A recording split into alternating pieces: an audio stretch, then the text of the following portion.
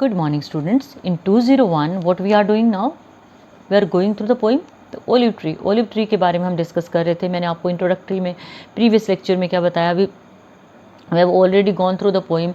Sam of life पढ़ी है, if पढ़ी है, एनिमल्स पढ़ी है एंड लेक आइल ऑफ इंसेफ्री भी पढ़ी है.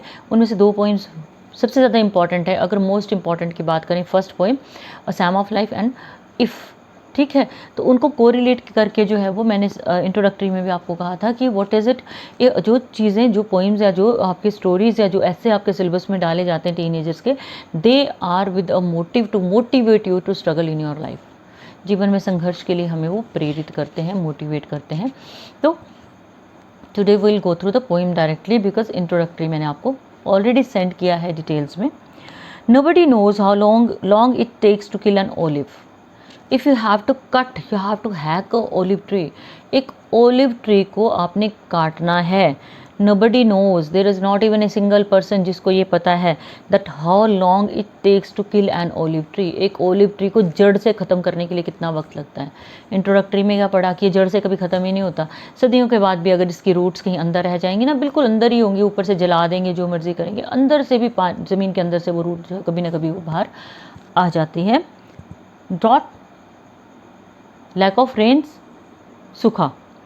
एक्स, काटना, with the help of axe, कुल्हाड़ी से काटना. Fire are admitted failures if there is lack of rains, if they are axed, if a fire takes place in the forest, they are admitted failures. An olive tree doesn't die because of all this. कुछ भी नहीं होता olive tree को. अपर वाला part जो है वो जल जाएगा, अंदर वाला पार्ट सेफ रहेगा. Hack one down at times. Hack means cut down a tree. Grub out a ton of main root for fuel. And people collect, huge pile of fuel, wood for fuel. ढेर सारी wood जो है वो fuel के लिए वो क्या करते हैं, वो निकालते हैं. And after that what do they do? Fuel के लिए wood निकाली means main trunk जो तना है ना, उसको वो निकाल लेते हैं. Some parts of the root, main root को भी they just use for fuel. And next spring, what happens next spring? Next spring refers to अगले बसंत में क्या होता है? Every side root stands up shoots. Whatsoever the roots are there, जितनी भी रूट्स है ना आसपास, they stand up shoots. New plants start sprouting up. नए पत्ते खुद ही आने शुरू हो जाते हैं. The great frost can leave the trees leafless for years. If olive tree suffers dense frost, घना कोहरा रहता है. If it is very very cold, it suffers frost for years, even then it survives. ऊपर से ख़त्म होगा, अंदर से नहीं ख़त्म होगा. Even if trees remain leafless for years, even then it survives. Trees leaves they revive. Invading armies, invading होता है आक्रमणकारी. If armies they are moving towards their battlefield, युद्ध भूमि की तरफ जाते हुए, they are putting on heavy boots, heavy machineries there, they will fell them if they cross from the area where olive trees were there and each and everything is crushed under their feet और huge machines. तो क्या होता है? They return through the burnt out ribs of these machines. Burnt out ribs refers to जो बड़े बड़े wheels होते हैं, टायर होते हैं, उनके जो निशान पड़े होते हैं, उनके बीच में से अगेन वो जो सीज मशीन्स होती हैं, जो heavy machinery is used during war, they come out from that very impressions which are on the soil. soil के ऊपर जो impressions है ना, these sprouts they come out from there. कुछ भी नहीं हुआ, आर्मीज ख़त्म, निकल गई वहाँ से. ट्री को कुछ नहीं हुआ, वो नए स्प्राउट्स उसके निकल ही आएंगे. They remain hidden inside earth. Will power है ना ट्री की कि मुझे ख़त्म नहीं होना है, मुझे यहीं पे निकलना है, बार बार निकलना है. Only the patient goat nibbling his way down the edges has malice to master the olive. Patient goat who's very patiently nibbling, जो बड़े आराम से जो है निबल कर रही है, घास को उसको खा रही है. पेशेंट गोट बड़े आराम से. nibbling his way down the edges and for years patient goats they keep on enjoying the soft leaves. फिर क्या होता है? they has malice to master the olive. They remain with the complaint, they ever want to master the olive tree, लेकिन हो ही नहीं पाता because दोबारा से वो निकल आता है. Sometimes they say a man finds a dead orchard, at times it is said. ये दूसरा पार्ट है, इसमें ये कहा गया है once if a man finds a dead orchard, if a man comes to the land where 1000 years back और 100 years back there was an orchard, लेकिन अब वो orchard नहीं है, dead orchard वो उसको मिलता है. Fired and goat cropped centuries back, which was burnt and cropped by the goat. गोट ने उसको खाया, सदियों पहले वो उसमें आग लग गई.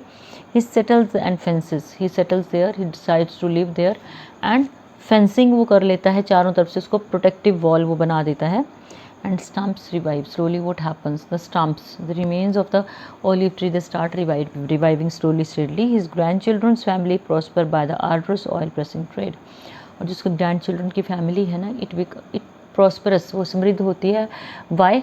Because olive trees they grow up and they start oil pressing trade. They start selling oil. ठीक है, वो ऑयल निकाल के सेल करना शुरू कर देते हैं. Then wars and disease wash over. Then he is again referring to wars and disease. फिर से वो दोबारा साइकिल रिपीट होता है, सर्कल रिपीट होता है. Wars take place, then disease comes, goats return again, goats nibble the soft sprouts of olive. Olive goes under waiting another age. Again olive plant it goes under inside the earth and starts waiting for the another age. कि कौन सा वो वक्त होगा when it will be outy surface पे आ जाएगा. Their shade still lies where Socrates disputed. Gethsemane's withered groves are bearing it. सुकरात के बारे में आपने सुना है, he was poisoned, उनको जहर दिया गया था. So he was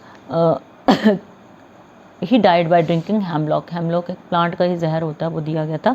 And he said to have presented her arguments in the shade of an olive tree. olive tree के नीचे जो प्रवचन दिए थे ना सुकरात ने, जो आर्ग्यूमेंट्स दिए थे, जो उन्होंने कहा था, जो टीचिंग्स दी थी, that are associated with Socrates. So olive tree is associated with Socrates. सुकरात के साथ associated है. On the other hand we are refer to Gethsemane को रेफरेंस किया है. It is a garden in Jerusalem के बारे में आपने सुना होगा. नहीं सुना है, एक बाइबल की स्टोरी है कि Jesus Christ, you know about Jesus Christ, वो क्रिश्चियनिटी के लिए जो है he is worshipped in churches. And जो जीसस क्राइस्ट थे, ही वॉज बॉर्न ऑन 25 दिसंबर को जो है उनका बर्थ हुआ था. And he suffered throughout his life for the sake of mankind, and ultimately he was sentenced. And what was done? He was just crucified. उनकी crucifixion हुई थी. He was not hanged, he was crucified. Cross के ऊपर उनको टांगा गया था और हाथों में और पाँव में उनके जो है वो क्या कीलें लगाई गई थी, बड़ी बड़ी नील्स लगाई थी. So it is said that he sacrificed our life, his life for human beings. हम लोगों के दुखों को, हम लोगों के पाप कर्मों की वजह से जो है वो सफ़रर है. It is said in the Bible. So he last prayer of Jesus Christ, last time he prays, where did he pray? Where he was arrested. जहाँ उनको अरेस्ट करवाया गया था, एक उनका फॉलोअर था, उसने उनको अरेस्ट करवाया था. So where was he? He was under the olive tree again. Olive tree के साथ जो है पॉजिटिव चीज़ें बहुत सी जुड़ी हुई हैं, चाहे वो सुकरात का ले लो, चाहे आप जीसस क्राइस्ट का ले लो. So this was your entire poem. आज हमारी होगी 5 पोइम्स.